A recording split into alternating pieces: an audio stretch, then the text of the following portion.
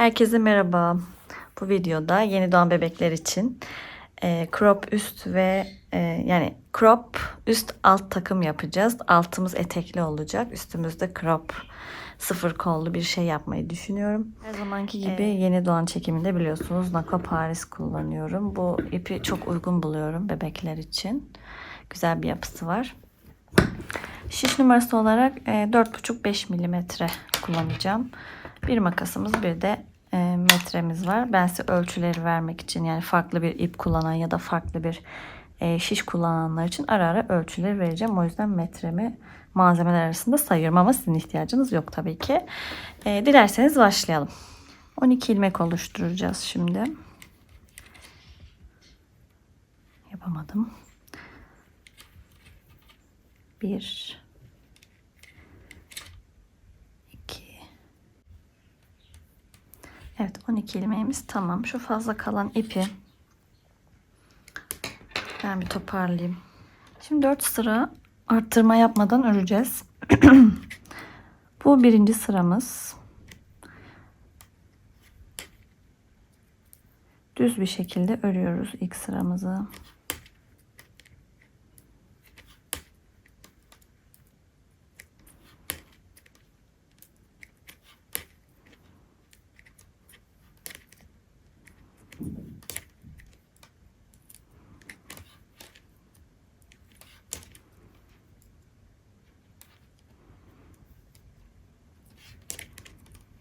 İlk sıra her zaman zor olur. O yüzden ilmekleri çok sıkı yapmamaya çalışalım.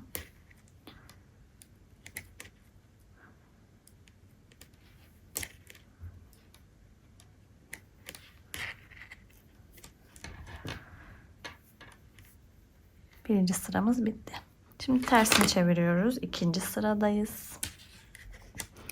Burayı tamamen ters öreceğiz. Artık yandaki ilmekleri boşalabiliriz. Yani yan ilmeklerin düzgün durması için örmemize gerek yok. Boşaldım. Bu sırayı bu şekilde ters örüyorum. Kendi tekniğinizle örebilirsiniz tabii ki. Bu şekilde örmek daha hızlı oluyor benim için.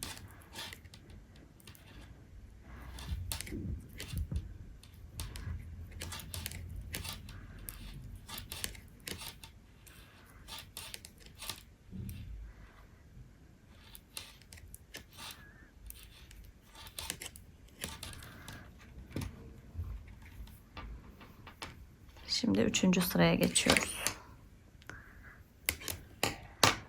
3. sırada yine tamamen düz öreceğiz. Şimdi 4. sıraya geçiyoruz. Tamamen ters öreceğiz. Bu da arttırmayı yapmadığımız sonuncu sıramız olacak. Bundan sonrası için arttırmalara başlayacağız. Bu sırayı bitireyim. Evet, şimdi 5. sıradayız ve arttırmalara başlayacağız. Artık zıbınımız şu şekilde üçgen bir şekilde yukarı doğru büyümeye başlayacak arttırmalarla beraber. Şimdi ilkini boşalıyoruz. Bu şekilde.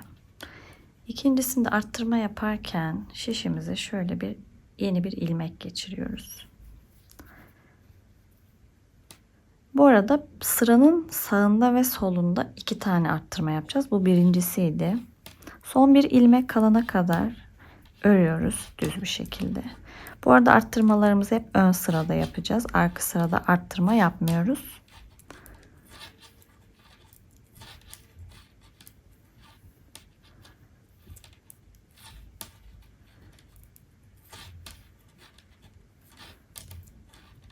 Şimdi bir ilmeğimiz kaldı. Burada da yine bir arttırma yapacağız. Şu şekilde. Son ilmeğimizi de örüyoruz. Şimdi 6. sıraya geçiyorum arka tarafa.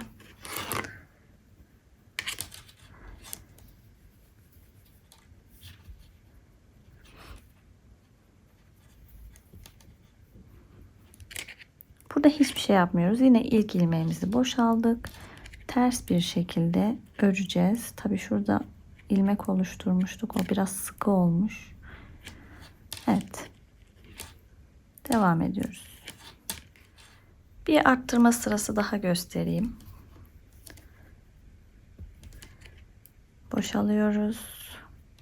İlmek geçiriyoruz. Yeni bir tane sıkıyoruz ama çok sıkmayalım. Çok da bol bırakmayalım. Sıra sonuna kadar örüyoruz. Son bir ilmek kalana kadar. Son bir ilmeğimiz kaldı. Ondan önce hemen bir tane daha ilmek arttırıyoruz. Ve son ilmeğimizi de örüyoruz.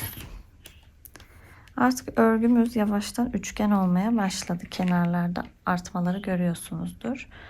Bu böyle büyüyecek. Ne zamana kadar? Bir 34 ilmeğimiz olana kadar arttıralım.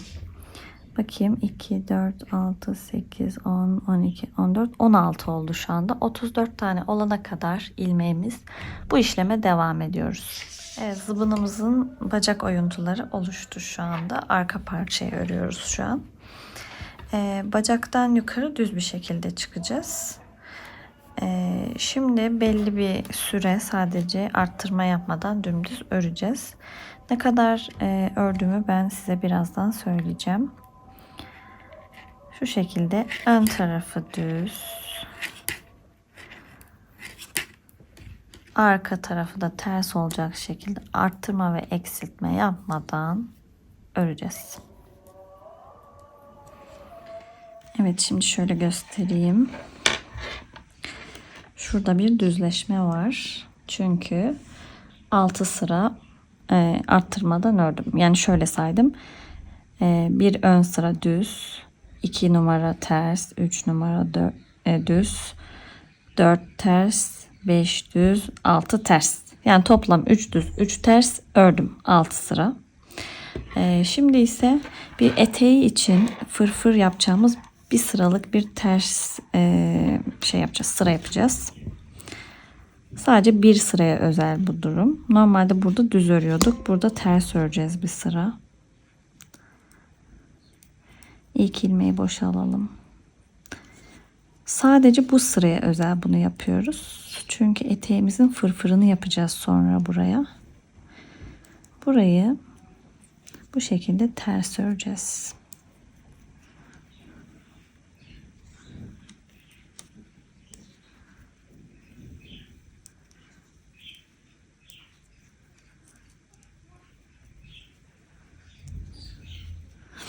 Bakın bir sıra bu şekilde kabarcık oluşacak. Kabarcıkları görüyorsunuz. Sonra bu kabarcıkların yani eteğimiz şu kısım bittikten sonra eteğin fırfırını yapmak için o kabarcıkları kullanacağız. O yüzden önemli. Ben sıra sonuna kadar örüp geliyorum ters bir şekilde. Evet, şimdi şöyle bakalım. Ters sıralarımız gözüküyor. Bundan sonrası bildiğimiz gibi örüyoruz. Yani bu kısım ters, bu kısım düz olacak şekilde birkaç sıra daha öreceğiz. Kaç sıra ördüğümü size ördükten sonra söyleyeceğim.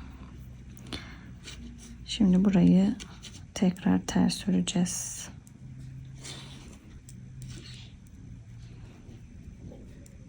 Tabi biraz zor olacak. İlmek değişikliği oldu. Evet, şimdi alt mayo kısmını bitirdim. Sadece şurada bir lastik öreceğiz. Bir düz bir ters. Ondan önce bir kaç santim örmüşüz ölçülerini vereyim. Şu ana kadar yaklaşık 15 santim civarı örmüşüz. Şu düz kısım ise yaklaşık 5 santim civarı olmuş. Şimdi bir ters bir düz lastiğimizi örelim.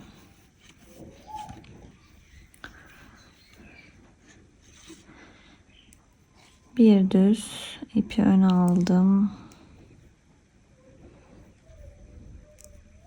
Bir de örebilirsem çok iyi olacak.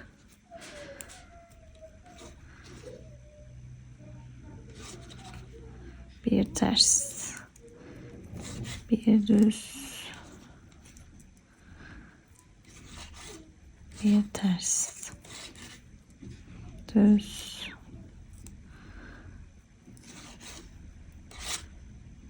öremedim, bir dakika, ters.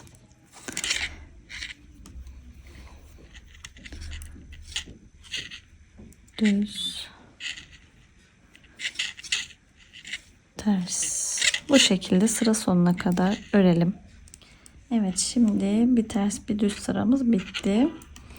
Lastiğe arka sıradan devam edeceğiz. Bu arada kızım bana çok güzel bir bileklik yapmış. Şimdi lastiğin arka sırasında düz ve ters ilmekleri birbirinden ayırmış olmak gerekiyor. Bakın şu kabarcıklı olanlar ters ilmekler. Bunlar düz, ters, düz, ters diye gidiyor. Şimdi lastiğin ikinci sırasından devam edelim. Yanları yine boşalabiliriz.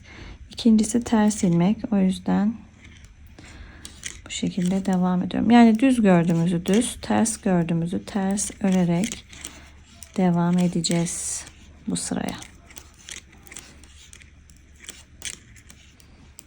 Bundan sonrası böyle gidecek. Lastiği bitirene kadar düzü düz, tersi ters öreceğiz. Ben size en son kaç sıra yaptığımı söyleyeceğim. Şimdi 4 sıra lastik ördük ve bitti. Kesmeye geçiyoruz. Şu şekilde 2 taneyi bir örüyoruz. İpimizi karşı şişe atıyoruz. Tekrar atamadım. Biraz saçma bir şey oldu burada. Tekrar ipimizi karşı şişe attıktan sonra tekrar ikisini bir seferde örüyoruz şu şekilde. Tekrar karşı şişe atıyoruz. İkisini bir tek seferde örüyoruz. Çıkarıyoruz. Bu şekilde sıra sonuna kadar kesmemizi tamamlayacağız. Bakın burası bitti bile. Şimdi son 2 ilmeğimiz kaldı. Onu da keselim. Şöyle kesiyoruz. Bir türlü yapamadım. Kestik. Evet. Şimdi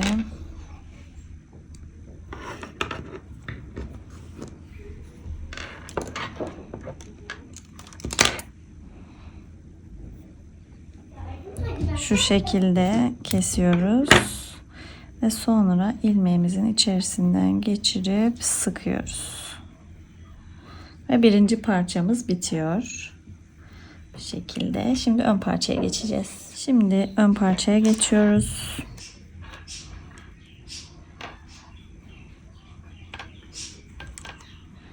İki, üç.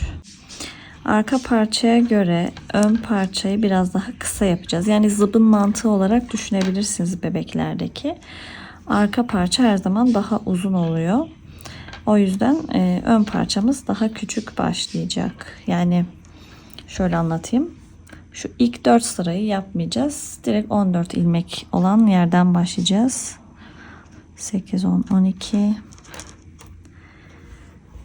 13 ve 14.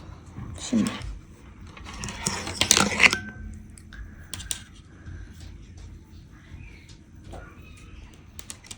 bir sıra düz, sonra bir sıra ters öreceğiz. Sonra hemen arttırmaya başlayacağız. İlk sıramız düz. Ön taraf burası.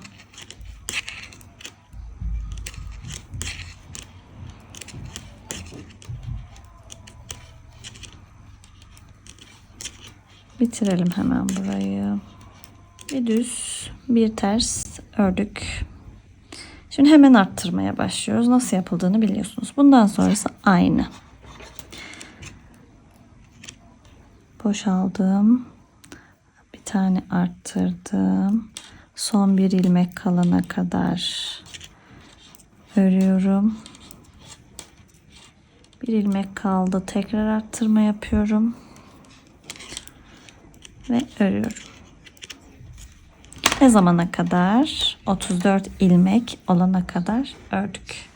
Sonra şurada bir düz olarak ördüğümüz bir bölüm var. 5 sıra kadar. 5 miydi? 6. 6 sıra kadar. Sonra bir sıra ters örüyorduk. Sonra burada da 7 sıra örüyoruz.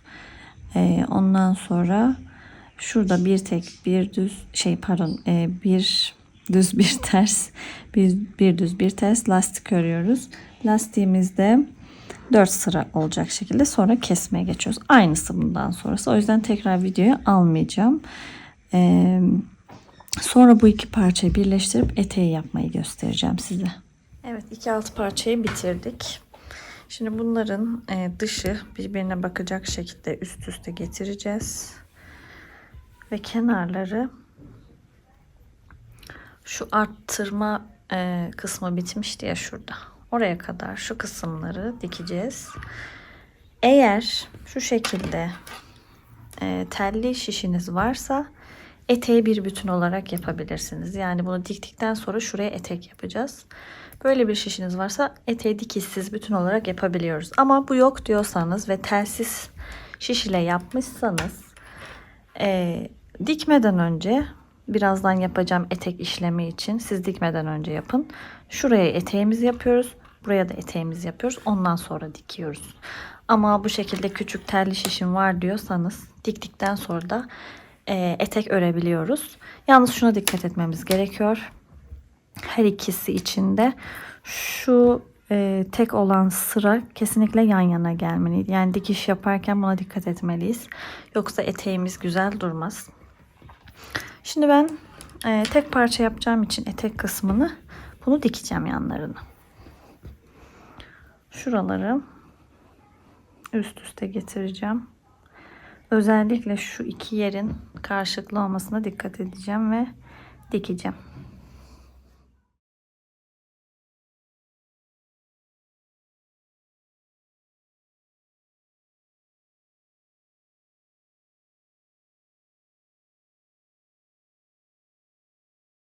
Evet, iki parçayı yanlardan birleştirdim. Şöyle açalım. Şimdi ise alt kısmı dikmemiz gerekiyor. Alt parçada arka parça biraz daha uzundu. Onu şu şekilde ön parçanın üstüne getirip şu şekilde dikeceğiz. Burada bacak açıklıkları var. Şu uzun iplerden birini kullanacağım dikmek için. Şu şekilde alt parçayı üst parçanın üstüne gelecek şekilde oturtturup dikeceğiz. Yani zıbın mantığı gibi düşünebilirsiniz.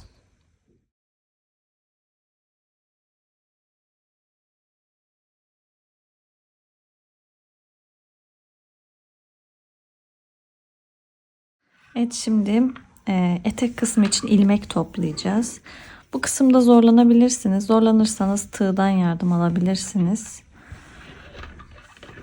Şimdi şu ters ilmeklerin üst kısımları, buraları toplayacağız. Yani şöyle ipimizi alacağız, çıkartacağız. Yandaki, hemen şöyle göstereyim. Bakın bir yandaki kabarcık burası. Batıyoruz. İpimizi çekiyoruz. Bir sonrası burası. Şöyle göstereyim. Bilmiyorum gözüküyor mu? Şunlar. Şunlardan ip topluyoruz. Şu şekilde.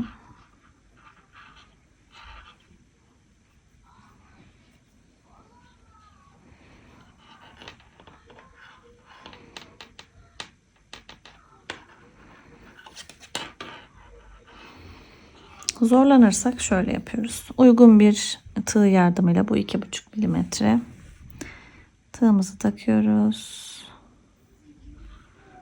Yapamadım.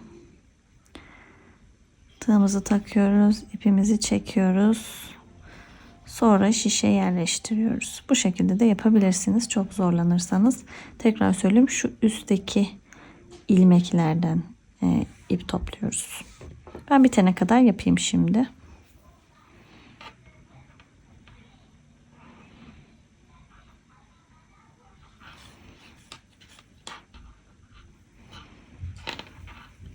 Evet, bütün ilmekleri topladım. Şimdi bir ör bir arttır yapacağız. Bir tane ördük. Bir tane arttırdık. Bir tane örüyoruz. Bir tane arttırıyoruz. Bu şekilde ilmek sayısını sıra sonuna kadar arttıracağız. Bu şekilde devam ediyorum. Arttırdım. Ördüm. Arttırdım. Ördüm. Arttırdım. Ve ördüm. Sıra sonuna kadar bitirip geri geldim. Arttırmalarım bitti. Şimdi sürekli düz olarak öreceğiz. Mislinasız şiş kullananlar ise ön tarafı düz, arka tarafı ters bir şekilde örecekler. Şimdi arttırma yaptığım için ilmekler sıkışacak ve bu etek kısmında kıvrılmalar, marullanmalar oluşacak. Şimdi bundan sonra yapacağımız bir şey yok. Sadece öreceğiz düz bir şekilde. Tabi arttırma ilmeklerini örmek biraz zor olacak. Şu an kolay oldu. Umarım hep böyle olur. Bu şekilde istediğimiz ebata ulaşana kadar örgümüz, yani daha doğrusu eteğimizin boyu, bunu sürekli öreceğiz. Dolaştıracağız etrafından. Bu şekilde. Burası. Ben bıraktığım yeri, işte başladığım noktayı kaybederim diyorsanız buraya bir işaret bırakabilirsiniz. Ben çok gerek duymadım. Şimdi ben istediğim boyuta kadar öreceğim. Sonra size ne kadar ördüğümü ölçerek söyleyeceğim.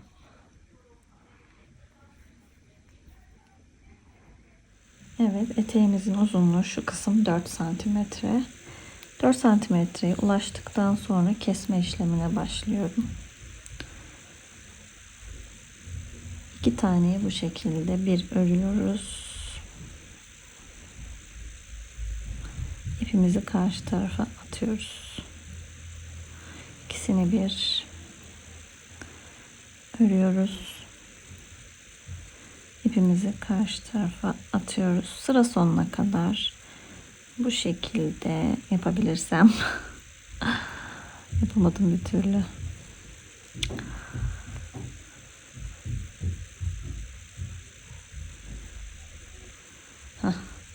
Sıra sonuna kadar bu şekilde ilerleyeceğiz.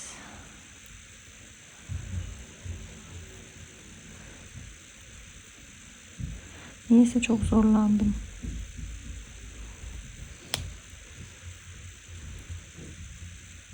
Sıranın sonuna geldik. Son kesmemi de yapıyorum. Yapamadım yine. Evet. Birazcık uzun olacak şekilde kesiyoruz.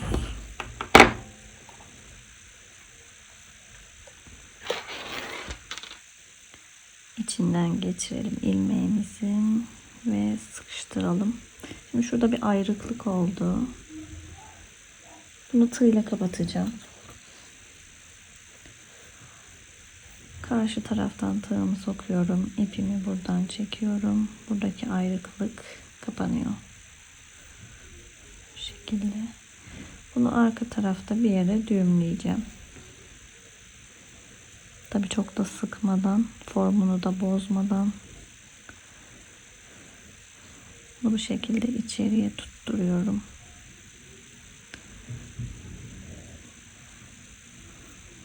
Olmadı. Bir dakika.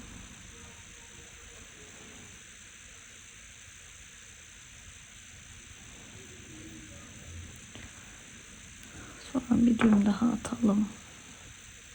İyice sağlam olsun.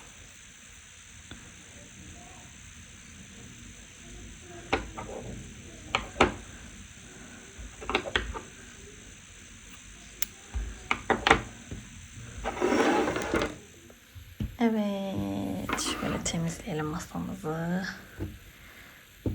Altımız hazır bu şekilde. Bu kısım mayo kısmı. Ön kısım. Bu kısım arka kısım. Eğer telli şişiniz yoksa ve 2 ayrı parça halinde yapmışsanız ilk olarak bu fırfır yaptıktan sonra ikisi yüz yüze bakacak şekilde üst üste koyuyoruz. Yanları dikiyoruz. Sonra eteği bu mayoyu önüne çevirdikten sonra eteğin kenarlarını dikiyoruz. Şu şekilde kenardan açıklıktan dikiyoruz.